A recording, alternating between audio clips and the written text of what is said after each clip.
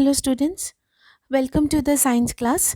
We are continuing with the chapter 7 of your book, that is the body systems, in which we had discussed about some of the systems, important systems of our body, and also we had discussed about the skeletal system, about its structure, like the structure of the bone. And today we will discuss about the functions of the skeletal system and also the different parts. Okay, so we know this is the chapter body system, and this is in the chapter 7, chapter number 7 of your book. Okay, so let's proceed.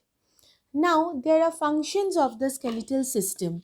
So what is the main function of the skeletal system? It is the function, I mean, it gives the support to the cells and also protects the soft delicate internal organs of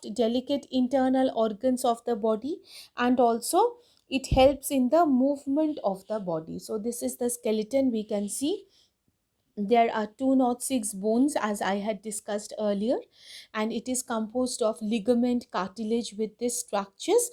And the skeletal system helps in the movement of the body. Okay, so uh, next we are coming into the parts of the skeletal system. As we had discussed about the skeletal system, we had come to know that the skeletal system composed of different parts. Okay, so what are the different parts of the skeletal system? Let's see. So first one, that is the part of the skeletal system, is the skull. The first part we are considering is the skull. Now what is skull? It is a round structure.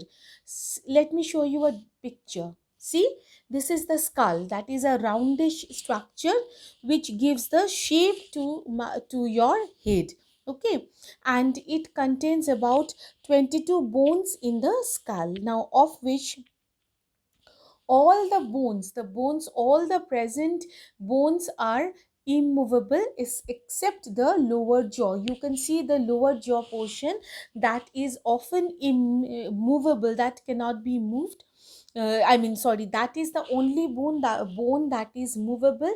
Others are all immovable in the jaw.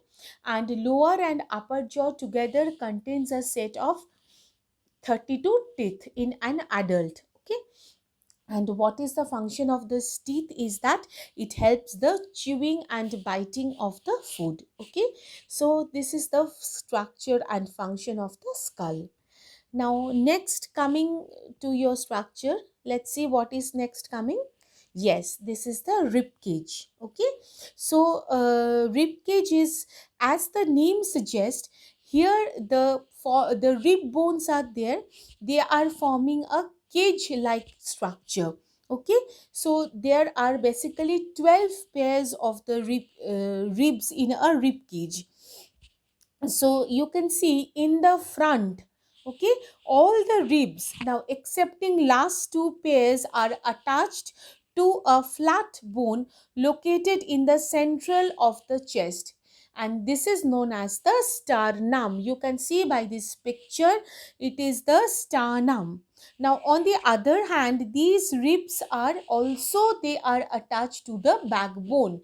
So it is attached to the backbone as well as it is attached with the sternum. Now the ribs which is not attached to the sternum are called as the floating ribs. Okay, floating means it is sort of, it is swimming, it is not attached, it is not fixed. So this type of structure of the backbone is also known as the floating ribs. So what is the function of the rib cage?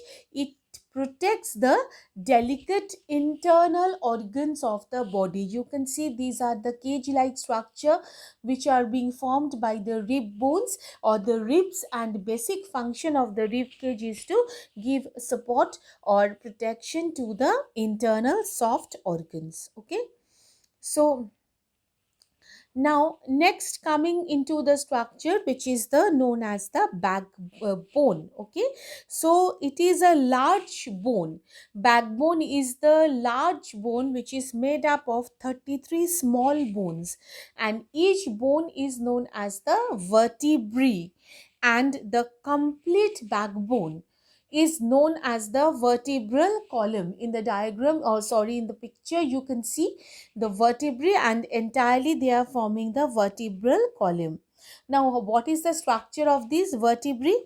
These vertebrae is hollow in the center. In the center, it is hollow, and vertebral column forms a hollow tube in the center and protects the spinal cord. Okay, so and uh, then here it is the uh, here it is the vertebra. As I had said before, here it is the vertebra, the structure of the vertebra. Next, coming on to the structure which is known as the limbs. Okay, so two pairs of limbs in the body are there. One is the forelimb, another one is the hind limb. Okay, so hind limb, in another word, we call it as a leg.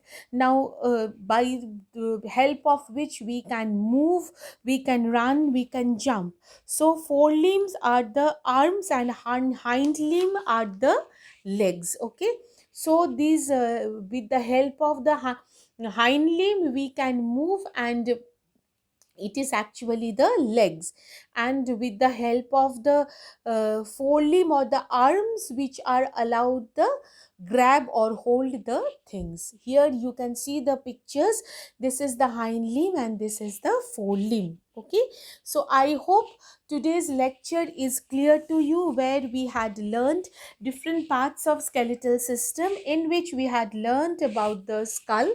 And the skull, it is roundish in the structure, and it is made up of immovable bones, excepting the bone that is the lower jaw bone. Excepting this, all other bones in the skull are immovable. Then we are coming to the rib cage, which we had learned about the sternum, and also about the floating ribs.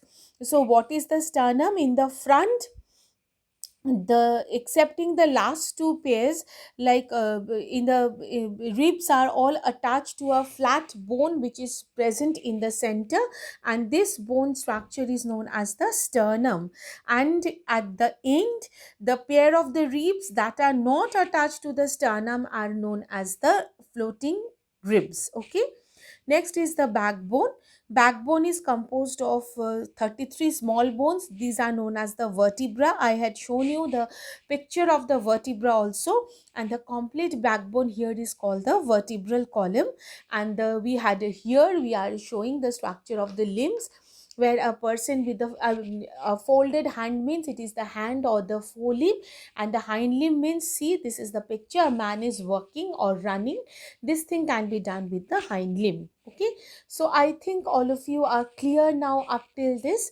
In the next class we will start with the joints. Till then, all of you stay safe,